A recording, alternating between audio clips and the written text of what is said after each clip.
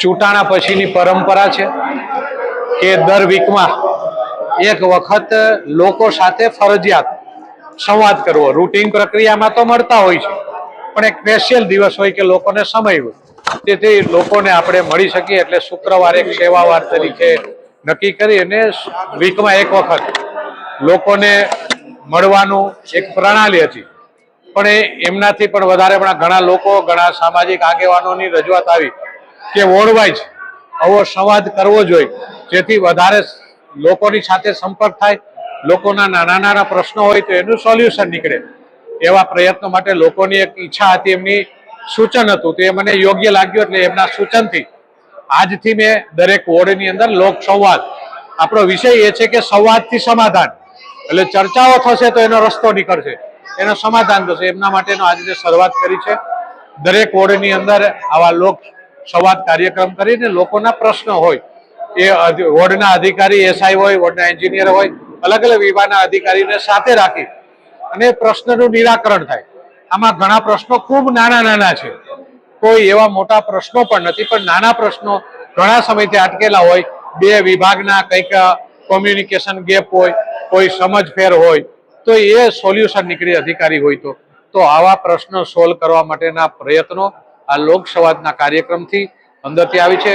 આનંદ છે કે લોકો પોતે પણ ઘણી સારી વાતો કરે છે.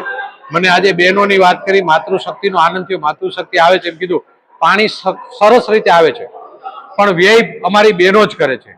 એટલે આવી વાત કરવી મને ગૌરવ થયું કે બહેનો એવું કીધું કે અમારા બહેનો આવું કરે છે. તો મારી તો વિનંતી છે કે પાણીનો વ્યય ન કરી, પાણી જેટલું જરૂર પડે એટલો ઉપયોગ કરી, પણ એ વેડફાવું ન જોઈએ. એ સાથે બહેનોએ કીધું કે સોસાયટીના કોમન પ્લોટમાં કચરો ફેંકે છે, કચરો આપણે જ ફેંકી છીએ.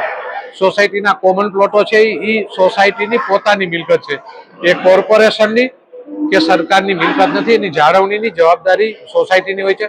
છતાં પણ કોર્પોરેશન કે સરકાર દ્વારા એમાં ગ્રાન્ટ આપી અને પેવર બ્લોક ફિટ કરી દેવામાં આવે છે, પણ એની જાળવણી આપણે બધાએ કરવી જોઈએ. અસાનદારનો વિષય છે, નળની વાત છે, ગટરની વાત છે, રસ્તાની વાત છે. એટલે આવા નાના નાના પ્રશ્નો, કોમ્યુનિકેશન ગેમ, બધાને એવી ઈચ્છા હોય કે અમારી સોસાયટીમાં ઝડપથી થઈ જાય, પણ કામની પણ પદ્ધતિ હોય છે. એ કારે બધા કામો થતા નથી, વારાફરતી કામો થતા હોય છે.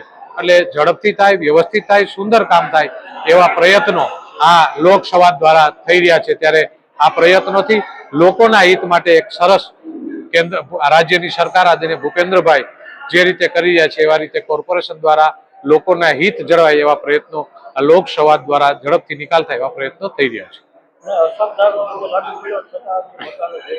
મકાનો વેચાવાના છે એવું નથી. અસાનદારો એ છે કે કોઈ પણ જગ્યાએ કોઈ પણ મિલકતનું વેચાણ થાય ત્યારે એમના આજુબાજુ વાળાની એમની પરમિશન લઈને કરવામાં આવશે. એટલે બને ત્યાં સુધી સારી રીતે જળવાઈ રહે એમના પ્રયત્નો રાજ્ય સરકાર પણ કરી રહી છે અને લોકો પણ કરી રહ્યા છે. મોનિકાબેન ભરતભાઈ ભારાઈ વાત કરું છું. અમે આદિત્ય નંદન વન મંદિર વાળી શેરી, અમારે રોડ નથી થયો અહીંયા, અને કુંડીમાં બધે પાણી ભરાય છે. 15 દિવસે અમે નગરપાલિકાએ અરજી કરવા જાય છીએ, ત્યાં પણ અમે જઈએ, ઓફિસે પણ બધે જઈએ છીએ, પણ કોઈ સાંભળતું નથી. અત્યારે અમે એટલી દરખાસ્ત કરીએ કે અમારો રોડ બધે મંજૂર થઈ જાય. સંજયભાઈને ત્યાં રોડ તમે અમારો બનાવી દો, એટલી અમારી મનોકામના. બીજું કઈ છે? પાણીની સગવડ એવું છે કે 2-3 દિવસે આવે, 2-3 દિવસે ન આવે, એવું બધું છે. પાણીમાં પ્રોબ્લેમ છે, અને ખોલે ખરી પણ ધીમું ધીમું આવે. પાણી આપણે ભરી ન શકીએ એમ. પીવાનું પાણી એમ પૂરતું મળે, 2 દિવસે આવે એમ, પણ ધીમો વાલ આવે એમ, બહુ ફાસ્ટ ન આવે એમ. ધીમે ધીમે પાણી ભરાય આપણે, એવું છે.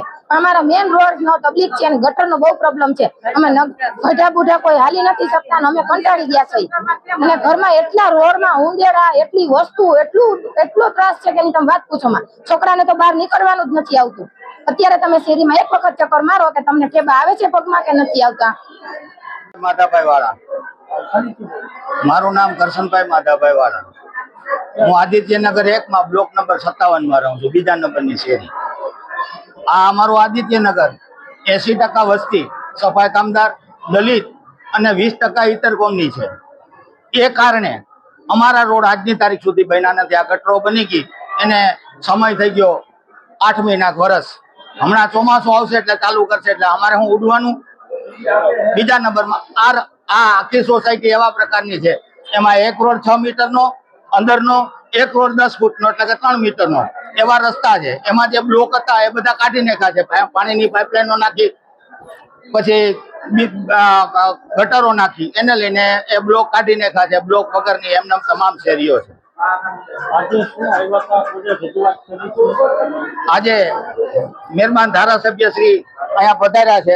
તમામ લોકોએ અમારા વિસ્તારના રજૂઆતો કરી છે અને રજૂઆત મેન રસ્તા અને પાણી, આ બે વસ્તુ. આ મંદિરમાં ગટરનું પાણી પરબરું આવે છે.